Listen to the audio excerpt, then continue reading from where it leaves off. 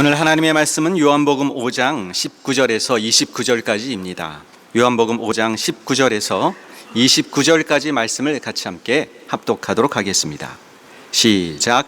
그러므로 예수께서 저희에게 이르시되 내가 진실로 진실로 너희에게 이르노니 아들이 아버지의 하시는 일을 보지 않고는 아무것도 스스로 할 수 없나니 아버지께서 행하시는 그것을 아들도 그와 같이 행하느니라. 아버지께서 아들을 사랑하사 자기의 행하시는 것을 다 아들에게 보이시고 또 그보다 더 큰 일을 보이사 너희로 기이 여기게 하시리라. 아버지께서 죽은 자들을 일으켜 살리심 같이 아들도 자기의 원하는 자들을 살리느니라.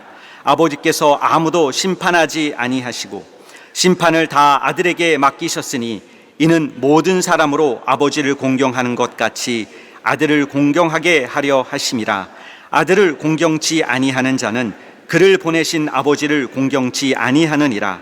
내가 진실로 진실로 너희에게 이르노니 내 말을 듣고 또 나 보내신 이를 믿는 자는 영생을 얻었고 심판에 이르지 아니하나니 사망에서 생명으로 옮겼느니라. 진실로 진실로 너희에게 이르노니 죽은 자들이 하나님의 아들의 음성을 들을 때가 오나니 곧 이때라. 듣는 자는 살아나리라. 아버지께서 자기 속에 생명이 있음같이 아들에게도 생명을 주어 그 속에 있게 하셨고 또 인자됨을 인하여 심판하는 권세를 주셨느니라. 이를 기이 여기지 말라. 무덤 속에 있는 자가 다 그의 음성을 들을 때가 오나니 선한 일을 행한 자는 생명의 부활로 악한 일을 행한 자는 심판의 부활로 나오리라. 아멘. 예수 그리스도는 우리로 하여금 구원을 얻도록 평생 동안 집중하여 따르도록 하나님께서 보내주신 영원한 우리 주님이시니라. 그는 우리의 매일의 삶 속에서 역사하시며 이 세상 마지막 순간까지 우리 관심과 또 사랑을 집중하여서 경배하며 순종하도록 아버지가 우리에게 주신 유일한 희망입니다.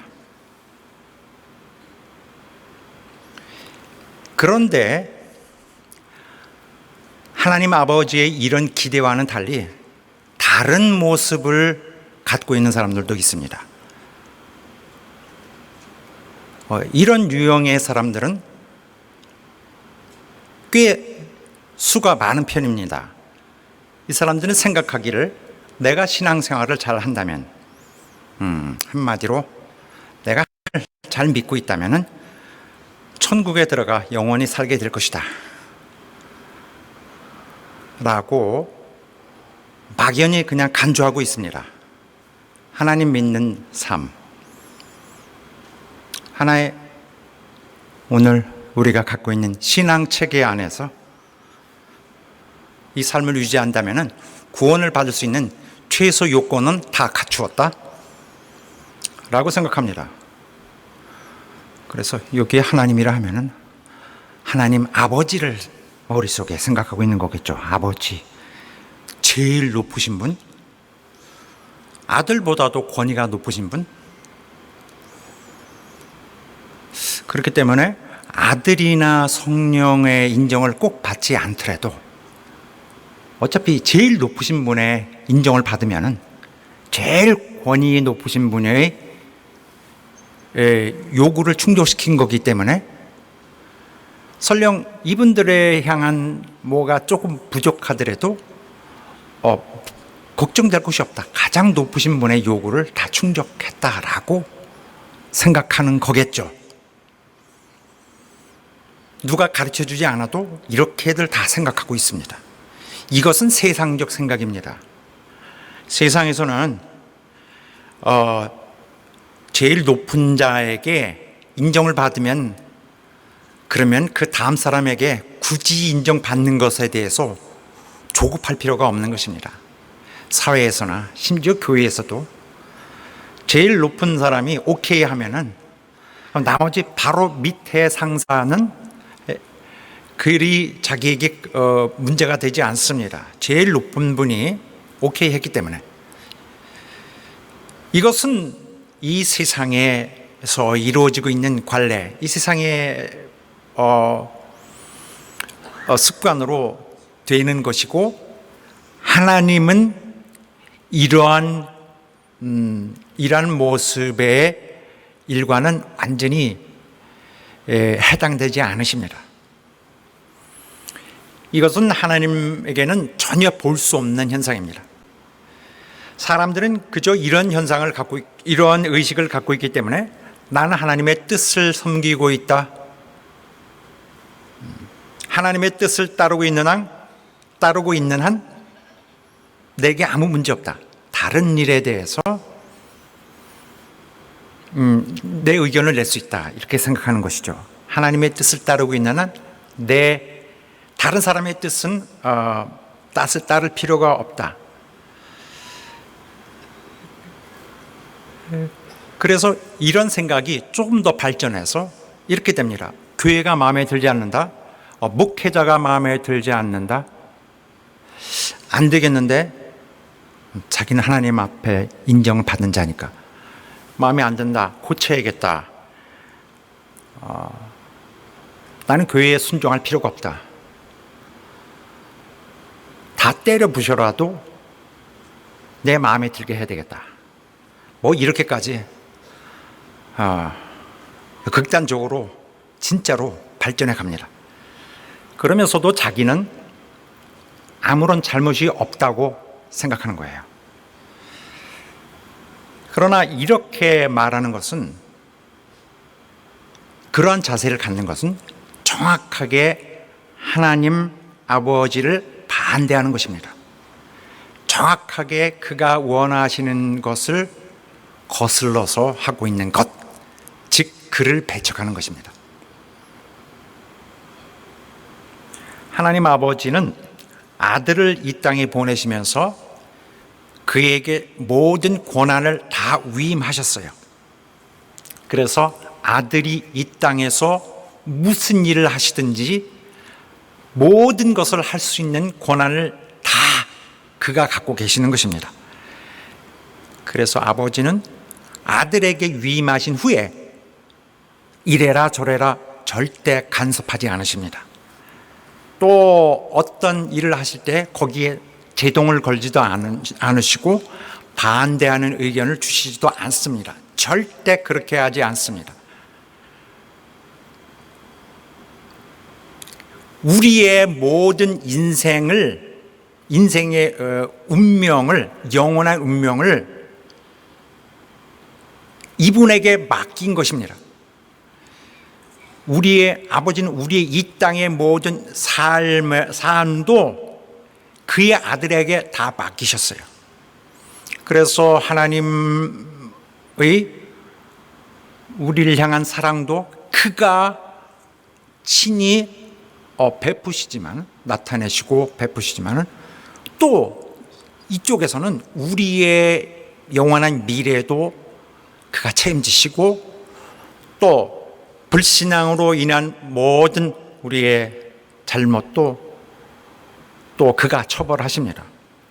심지어 우리의 모든 매일의 삶의 구체적인 일들도 그가 인도하도록, 그가 보호하도록 그에게 맡겨져 있습니다. 이뿐만이 아니라 심지어 그러는 아들에 대해서 모든 영광이, 모든 사람들의 영광이 그에게로 가길 원합니다. 아들이 영광 받는다고 해서 아버지가 자기에게 갈 사랑과 영광이 빼앗겠다고 해서 절대로 질투하시는 일이 없습니다. 오히려 아들이 영광 받을수록 아버지의 영광이 동시적으로 명백히 드러날 뿐입니다. 모든 인간의 영적인 운명은 첫째, 아들이, 다른 분이 아닌 아들이 그들의 영혼을 멸망하는 데서 구원해내야 됩니다. 그리고 두 번째로는 아들이 영적으로 죽은 자들을 살려내야 합니다. 또 세 번째로는 그 아들이 육체를 다 부활시켜 주셔서 그러함으로 영원한 삶을 갖게 해 줘야 하는데, 거기까지 필요한 모든 조건을, 모든 개인에게 필요한 조건을 그가 다 갖춰 주셔야 합니다. 그리함으로써 아들은 또한 인간들의 그 반응에 대해서 심판하실 수밖에 없는 고난도 받으신 것입니다. 하나님께서 아들을 주셨는데 아들로 말미암아 그 자비로우신 배려를 해 주셨는데, 그 반응에, 거기에 대한 반응에 대해서 아들이 심판하는 것입니다. 하나님이 아들을 주셨는데 아들이 그들을 구하려고 애를 쓰시는 데 대한 반응, 사람들의 반응에 대해서 그가 그들의 영원한 운명을 판단할, 결정할 결정권이 있습니다. 아들은 사람들이 그를, 하나님 아들이신 그에 대해서 핍박하고 외면하고 소리하고 비호하고 그를 버린 것에 대해서, 무관심한 것에 대해서 심판을 하셔야 합니다. 그를 실망시킨 것에 대해서, 자기들 구하러 온 자에 대해서 소리한 것에 대해서 영원한 형벌로 불못에 던지는 것을 하셔야 합니다. 모든 것이 아들에 대한 반응에 따라 결정되는 거예요. 아버지는 모든 인간의 운명을 아들에게 전적으로 맡기셨고, 이와 마찬가지로 아들은 교회에게 그 구체적인 시행을, 자신의 일의 시행을 맡기셨어요.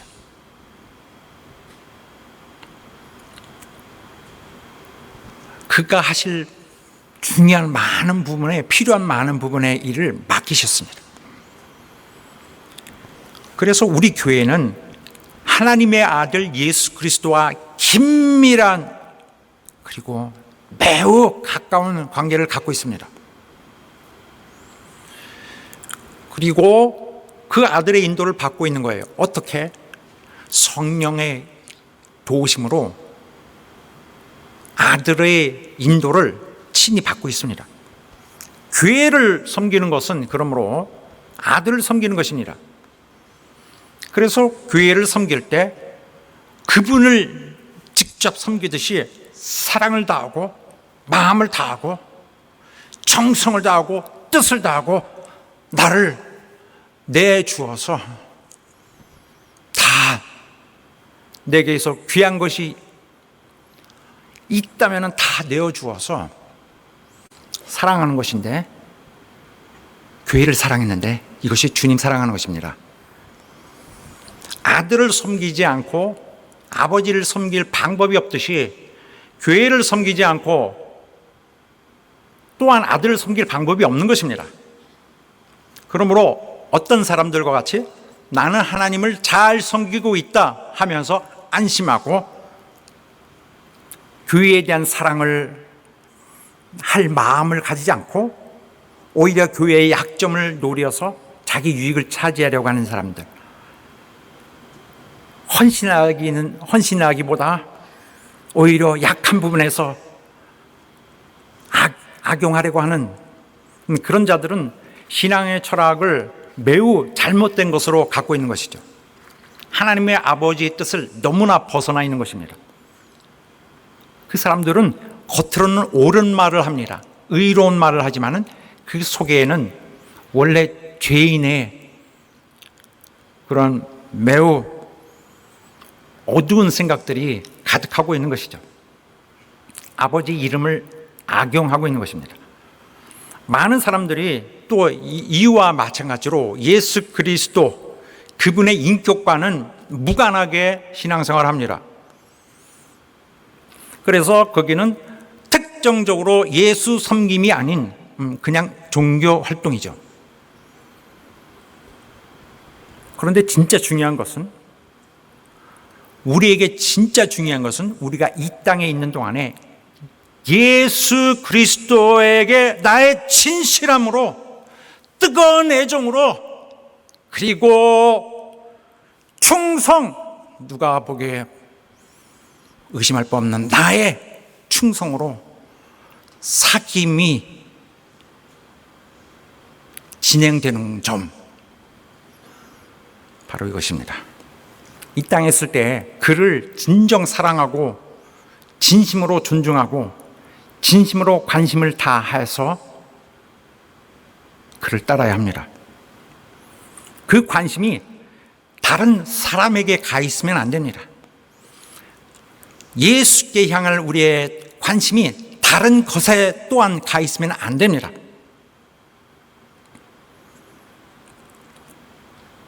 당장 그가 우리를 기뻐하셔야 돼요. 상식적인 문제입니다. 그가 우리의 영생을 책임지셔야 돼요. 생명을 주셔야 하고, 두 번째로 그가 평생 동안 우리를 직접 인도해 주셔야 되고, 마지막 날에는 불러주어서 부활하게 하늘로 솟아오르게 해 주셔야 합니다. 우리 살리시기 위해서 희생하는 자, 애쓰는 자에 대해서 그 대상자, 혜택을 받을 대상자가 관심을 가져주지 않으면 그 돕는 자가 이만큼 더 어려운 일이 없을 거예요.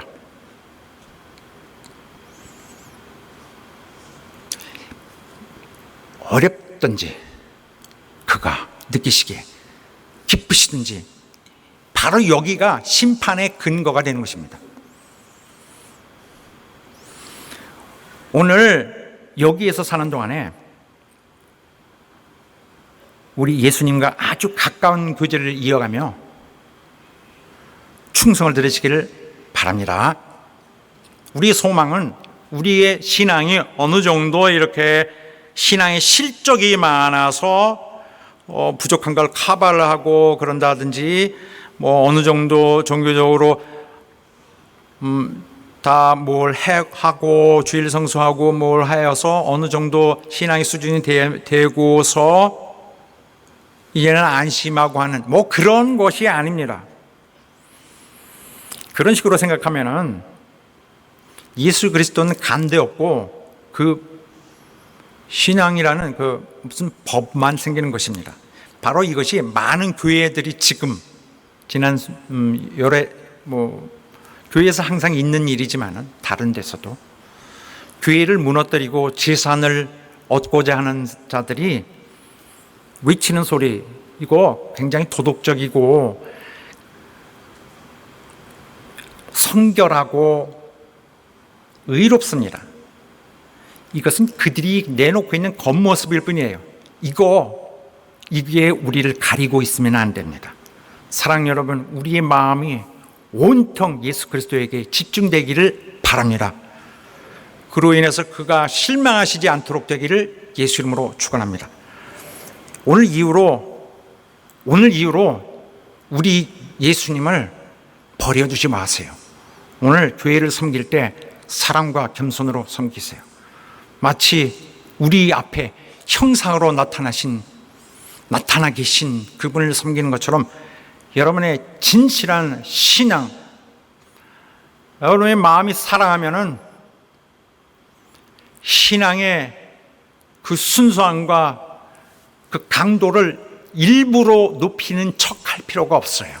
그를 사랑하면 여러분이 하나님 앞에 더욱더 의로운 것입니다.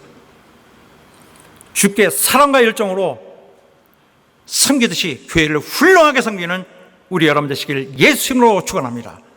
할렐루야. 자, 오늘 본문의 말씀에 앞서서 어떤 사건이 있었습니다. 그 사건 때문에 오늘 본문의 말씀이 있는 거예요. 그런데 무슨 사건이 있었느냐 하면은 예수께서 병자를 고치셨습니다. 베데스다 못가에 있던 38년 된 병자였는데 이 병자를 고친 날이 안식일이었습니다. 그래서 안식일에 병 고치신 것이 문제가 된 것입니다. 유대인들은 이 겉모습으로 항상 초점을 맞추는 것이 습관화되어 있었습니다. 겉으로 훌륭하는데 중요한 것은 하나님 아버지의 인정을 받는 것입니다. 그래서 계속 자기를 허리를 졸라매며 열심히 해서 하나님의 인정을 받으려는 것이 그들의 신앙적인 습성이었습니다. 예수께서 안식일에 병자를 고치신 것이 안식일을 범한 것으로 되어서 그들이 매우 거세게 반발을 하면서 그를 핍박했습니다. 예수께서 여기에서 그가 왜 안식일에 병을 고치셨는지에 대해서 이렇게 간결하게 말씀하시는데 뭐라고 하셨냐면은 아버지께서 일하시니 나도 일하는 것이다. 이 말씀은 아버지와 그가 가깝게 일하신다. 그와 거의 동등하다. 그런 말씀을 하시는 것이죠. 이것을 눈치챕니다. 그래서 유대인들이 예수를 죽이려고 그날부터 결심을 합니다.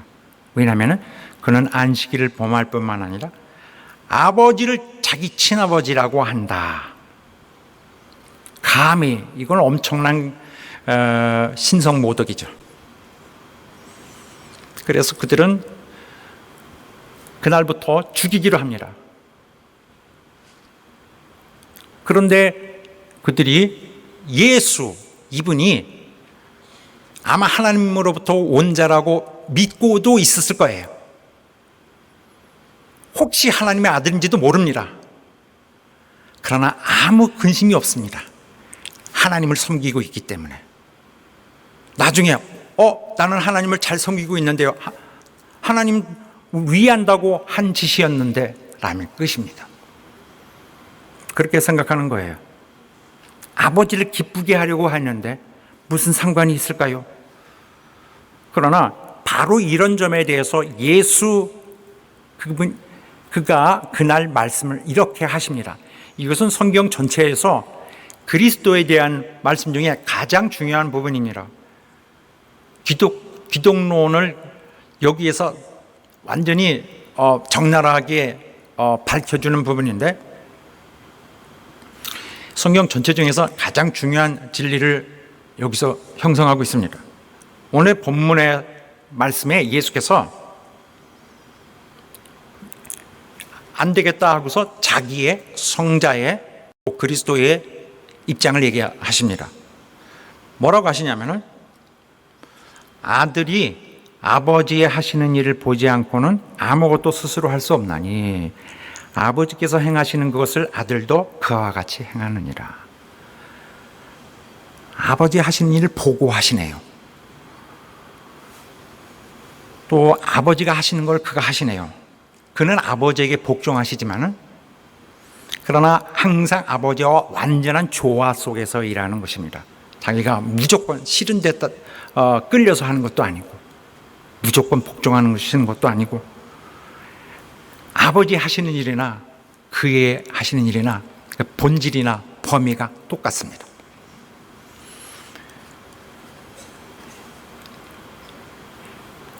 이것은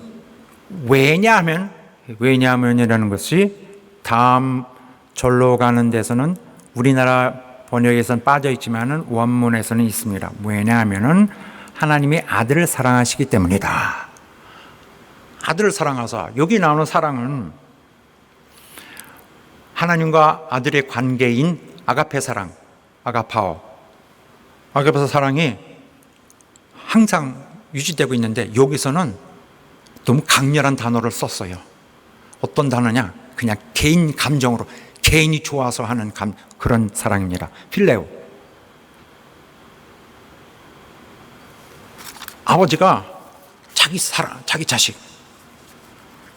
자식에 대해서 조건 없이 너무 그냥 사랑해요. 너무 감정이 복받쳐 사랑해. 이 사랑하셔서 주는 것이다. 그래서 사랑하시기 때문에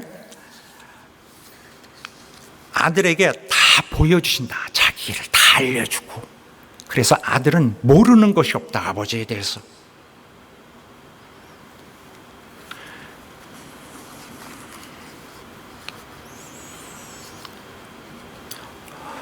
또 그보다 더 큰 일을 보이사 너희로 기이 여기게 하시리라. 더 큰 일. 38년 된 병자를 치료하신 것. 이것은 거기에 있던 군중들을 놀라게 했는데 이것은 아무것도 아니라 진짜 더 큰 일을 볼 것이다. 어떤 일이요? 이런 거. 아버지께서 죽은 자를 살리신 일들은 너희도 구약 성경에서 보지 않았느냐. 이거 아들도 자기의 원하는 자들을 살리시느니라.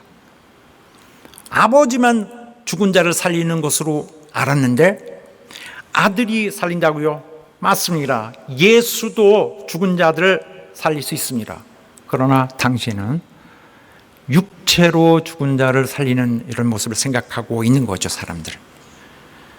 그런데 주님은 그런 자도 살리셨고, 여기서 말씀하시는 것은 영적으로, 육체가 아니라 심지어 영적으로도 죽은 자들에게 생명을 주실 능력이 있으시다. 이것도 충격적이고 더 충격적인 것은 예수님은 죽은 자를 일으키실 때 하나님의 대변자로서 엘리야나 엘리사 같이 행하시는 것이 아니라 자기가 하나님으로서 행하신다. 자기가 행하신다. 하나님 아버지가 생명의 근원이듯이 그도 생명의 근원이시다. 하나님이 생명을 주실 때 그가 그 대상을 택하듯이 이분 아들도 택하신다. 자기가 생명을 줄 자를 택하신다.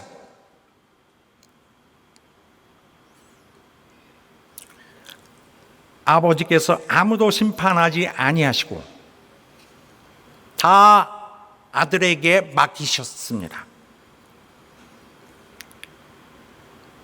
오직 하나님만이 심판하시지 않습니까? 아들이 심판합니다. 유대인들에게 선포하셨어요. 왜 그에게 사람을 살리는 권한과 능력과 주권과 또 심판하는 권세를 가지셨느냐 하면은 그리함으로 이제부터는 모든 사람으로 하여금 전에 아버지를 공경하였듯이 아들을 공경하도록 하려는 것이었습니다. 그리하여야 모두가 살 수 있으니까 이제는 예수에게 향하도록 예수를 공경하도록 하신 것입니다. 그러므로 우리가 이분은 공경하고 이분은 공경하지 않고 할 수가 없는 것입니다. 이분은 사랑하고 저분은 미워하고 할 수가 없는 것입니다. 한 분을 사랑하면 저분을 사랑한 것이고 저분을 미워하면 이분도 미워한 것입니다. 유대인들은 자기들이 하나님을 잘 섬기고 있으니까 예수님을 배척하더라도 이것은 하나님을 여전히 잘 섬기고 있는 것이다. 오히려 더 칭찬을 받아야 될 수 있는 것이라고 생각하고 있었습니다. 그런데 사실은 어떤 것이냐? 아버지를 배척하는 행위를 하고 있었던 것입니다. 내가 진실로 너에게 이르노니 내 말을 듣고 또 나 보내신 이를 믿는 자는 영생을 얻었고 심판에 이르지 아니하나니 사망에서 생명으로 옮겼느니라. 영생하려면 예수 주님의 말씀을 듣고 순종함으로써 하나님을 믿는 자. 그렇게 하면 효과가 즉각적으로 온다. 지금 영생을 얻는다. 영원한 생명을 말하는 것입니다. 모든 인간은 죄인이기 때문에 이미 심판을 받은 것이며 그저 이제는 영원한 형벌을 기다리고 있는 것인데 이제는 예수 그리스도의 말씀을 듣고 순종하는 자는 역동적으로 아버지를 믿고 있는 것이다. 이 자들은 심판에 이르지 않게 된다. 옮겨진다. 사망에서 생명으로 옮겨지는데 이 단어 옮기다는 이전의 삶을 청산하고 새로운 상태로 진입해 들어와 있는 것을 말합니다. 거기서부터 계속 진행되고 있는 것. 생명을 얻은 상태에서 진행되는 것을 말합니다. 여기에 더 충격적인 말씀을 하시게 되는데 바로 죽은 자들이 아들의 음성을 듣고 살아난다는 말씀입니다. 중요한 대목입니다. 지금까지 모든 그에게 권한을 주시고 심판권을 주시고 살아날 수 있는 모든 그런 사람을 살리는 생명의 권한을 주시고 하신 이유, 또 그만을 경배하게 하신 이유,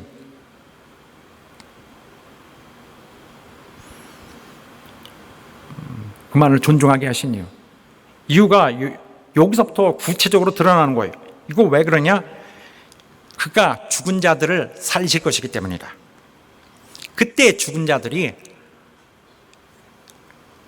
하나님 아버지의 음성을 듣는 것이 아니라 아들의 음성을 듣게 됩니다.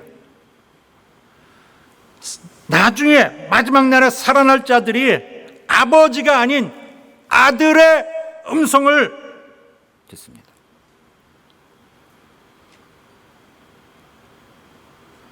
더 높으신 분이 아니라 아들의 음성을 듣습니다.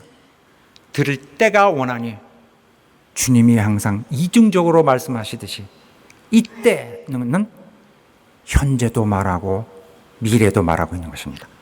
현재는 뭘 말하고 있느냐? 이때라. 우리 같은 자들, 어떤 자들이에요? 원래 죄로 허물로 죽었던 자들이었는데 살아났죠.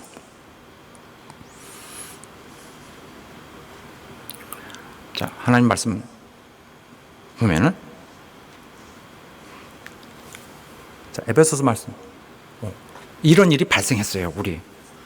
지금 우리를 살리셨습니다. 그런데 여기서 끝나는 것이 아니라 또 미래에 있을 일을 동시에 말씀하고 계시는 것입니다. 이때라는 것은 죽은 자들도 두 가지 차원에서 말씀하고 계시죠. 영적으로 죽은 자들, 그리고 육적으로 죽은 자들. 여기서는 그래서 육신으로 죽은 자들에 대한 개념도 포함되어 있습니다. 이때 지금 영적으로 죽은 자들이 예수의 음성을 듣고 순종할 때 생명을 얻는다. 그리고 또한 세상 끝날 날에도 그의 음성을 들을 것이다. 그의 음성을 들을 거예요. 육체를 살리려면 늘 주님의 음성을 듣던 자들이 음성에 익숙한 탓에 그가 부르실 때 일어날 것입니다. 그런데 그동안 예수님의 소리가 전혀 들리지 않던 자들도 마지막 날에는 주님의 음성 역시 듣게 될 것입니다. 전혀 들리지 않던데 새로운 음성인데 그 음성은 들려요. 왜? 그를 심판하려고, 심판대에 서게 하려고 부르는 목소리니까. 살리는, 육체를 살리는, 심판을 들려고 듣게 하려고 살리는 목소리니까. 듣는 자는 살아나리라. 어떤 사실을, 지식을,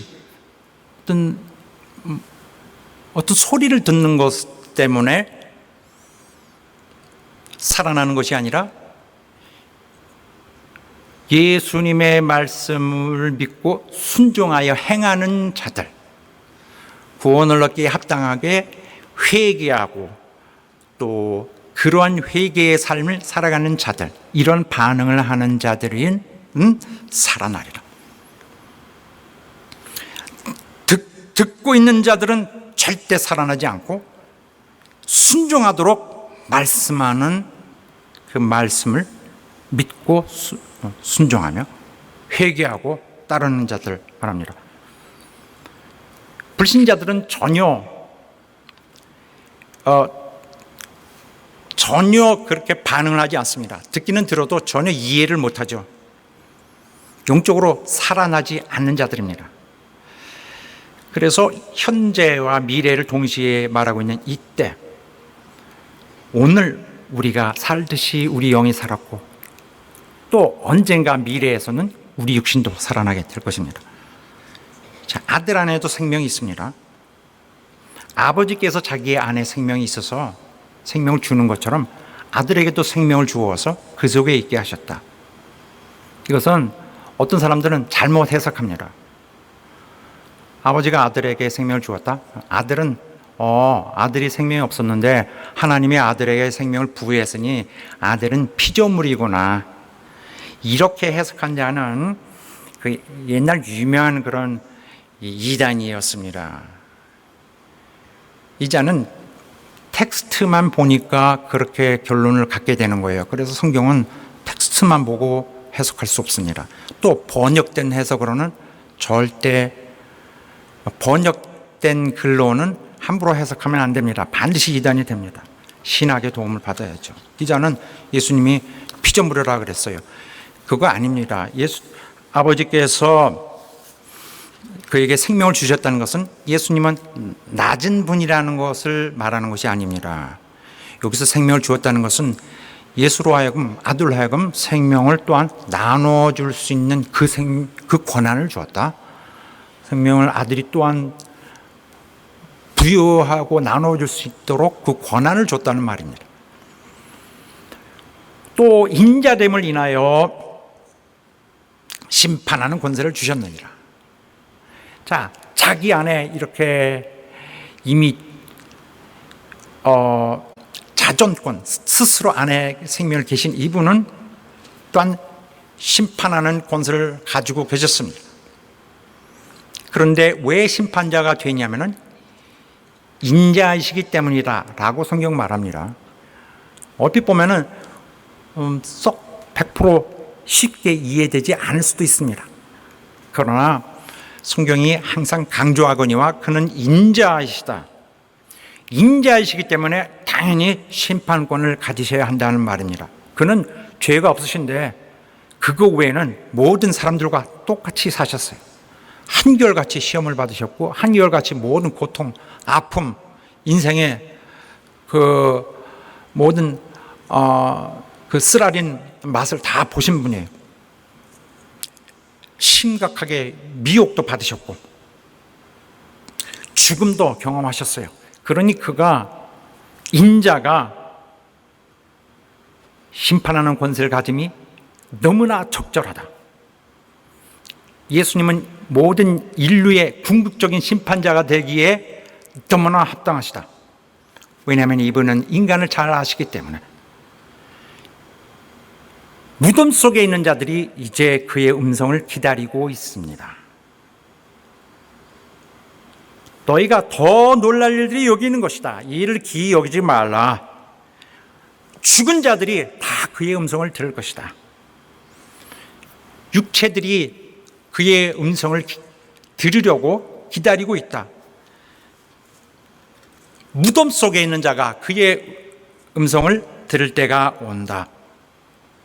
그래서 모든 육체들, 지금까지 이 땅에 왔다가 다 죽죠. 다 이미 한번 죽었던 자들이 다 아들의 주권에, 주권이라면 하나님의 신적인 최고의 권한, 권세를 말합니다. 하나님의 아들의 주권의 음성을 기다리고 있다. 지금도 계속 기다리고 있는 것입니다. 신자건 불신자건 이 땅에 살았던 자들 모두가 그 음성에 영원한 운명이 걸려 있습니다. 그래서 그가 친히 때에 맞춰서 일어나려고 기다리고 있는 것입니다. 일단 몸이 부활하여서 생명으로 돌아올 것입니다. 그런데 그날 마지막 그 시점을 향해서 두 그룹이 기다리고 있다고 생각하는데 그렇지 않습니다. 그건 옳지 않고 때가 다릅니다. 의인의 부활하는 때와 의롭지 않은 자의 부활하는 시간이 다릅니다. 때가 다릅니다. 그래서 육신을 살리실 때 조금 더 일찍 오면은 너무 다행입니다. 첫째 부활 때 부르시면. 그때 부름을 받지 않으면은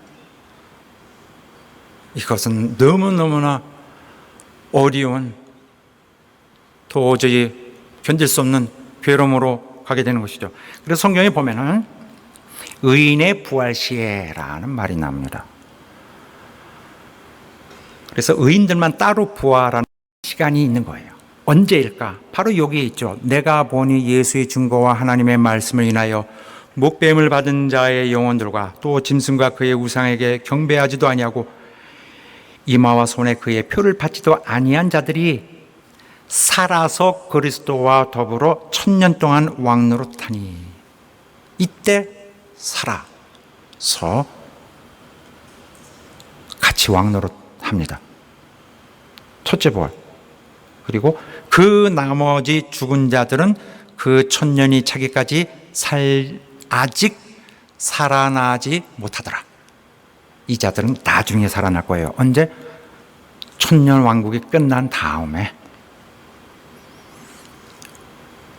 의롭지 않은 자들, 이들은 1000년 왕국이 끝난 다음에. 왜 그들을 살려요? 크고 흰 보좌 앞에 심판을 받도록 서게 하기 위해서.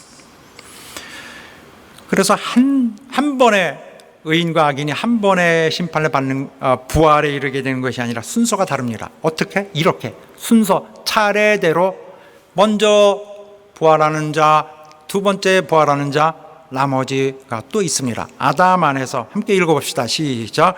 아담 안에서 모든 사람이 죽은 것 같이 그리스도 안에서 모든 사람이 삶을 얻으리라.